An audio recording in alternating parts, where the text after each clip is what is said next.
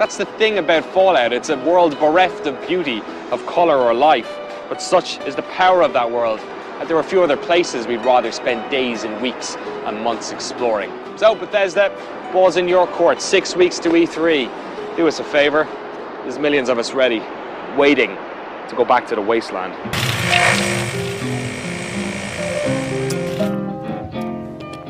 Oh, hello there, Vault Dweller. How have you been? Has it really been a year since we last spoke? What have you been up to? Oh, that's very interesting. Me?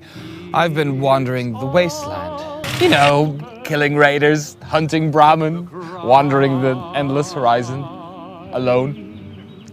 I got a fat boy, though, at one stage. That was a lot of fun. I enjoyed that. Gave me awful welts on my back. Ran out of ammunition, had to toss it. You know how encumbrance works in this post-apocalypse of ours. Still though, I like my new humble abode here on the East Coast. Lots of new things to see and do, lots of trees. Look at all these trees, I miss trees. And my Irish accent seems to go down a lot better with these locals. Still though, there's lots to learn about this new place. So why don't we learn together, eh? Mysterious stranger. The Point, Season 3, Episode 14, Fallout 4, Secrets of the New Apocalypse. It's all over.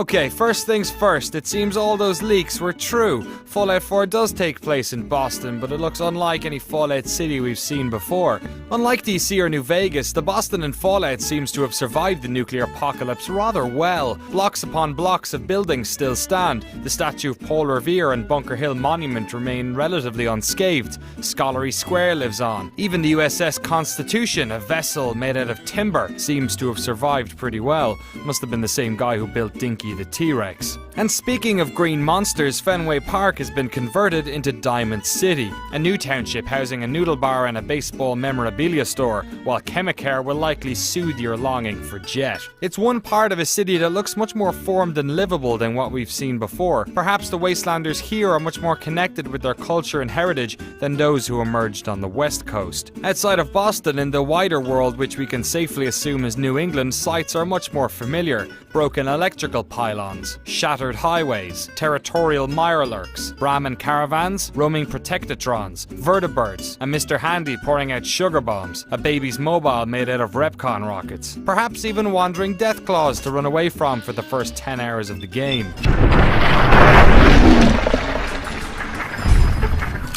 Some people have criticized this world for not being pretty enough. Ooh, how superficial of you. Don't you know it's not the fabric that makes the garment, it's the stitching. But for that, you have to look much, much closer. What do we see? Well, first of all, weather. In previous Fallout games, the only way to get rain was by installing mods, but this trailer features a vast array of weather effects. Wandering rain clouds, thunderstorms. There are clear skies, sandstorms, and fog. Will this weather affect gameplay, wildlife, or combat? Is there acid rain? We have much still to learn. Another clue to your role in this world are the words on the Fallout 4 website. Welcome Home hangs outside the now familiar gas station from the trailer. A gas station with work-in-progress power armor being pieced together, a station with weapon components on the wall, a place to put your bobbleheads and even a magazine rack. All this points towards it being your home area, a spot to craft and store your items, a safe haven from where you build your own set of power armor, and for you and your dog to rest your weary legs. So we know where, but when does this all take place? Perhaps the biggest clue is the GNN poster found in this clip. The voice actor behind Galaxy News Radio's 3 Dog accidentally leaked that he was back for Fallout 4 over 2 years ago. Could Galaxy News Radio have expanded into Galaxy News Network? In any case, if 3 Dog is still alive and kicking, it can't be that far ahead in the future. So, if it's also post-apocalyptic, then why is all this stuff from the past in there? Content is the most expensive part of game development, creating people and things and places. So would Bethesda really spend all that time creating houses and retro-looking cars and people from the 2077 timeline unless it was playable? Perhaps a prologue, maybe something a bit more substantive. This is where it gets interesting, friends. At the end of the trailer, when the player character spoke the words, "Let's go, pal," it all but confirmed the reports in Kotaku's 2013 story in which they claimed that the character would be voiced, that same initial leak that said the game was going to be set in Boston. This all coming from casting call documents obtained and published by the site. And when we look back at these documents, they reveal some very interesting details. The original opening script contained a player character whose great-grandfather had fought in World War II. The player character being voiced spoke of the incoming war and how he was afraid for his wife and his infant son. The war he's speaking of is a war of 2077, which turned America into a wasteland 200 years before the events of Fallout 3. So if we are to believe that these documents are true, then not only is this the family we saw in the trailer, but this man is controlled by the player, meaning pre-war elements of the game will actually be playable. This casting call also had scripts for male and female voices, possibly descendants of the soldier in 2077. Or maybe somebody unrelated, a side story unveiled by your custom character that is played over the course of the game.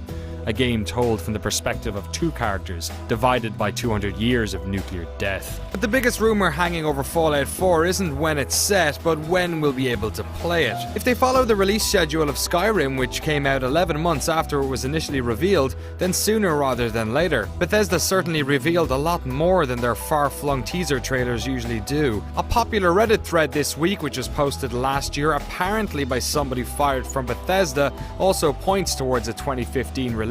But then most of what this Redditor claims was actually already going through the rumour mill at the time it was posted, so this is actually just likely random speculation.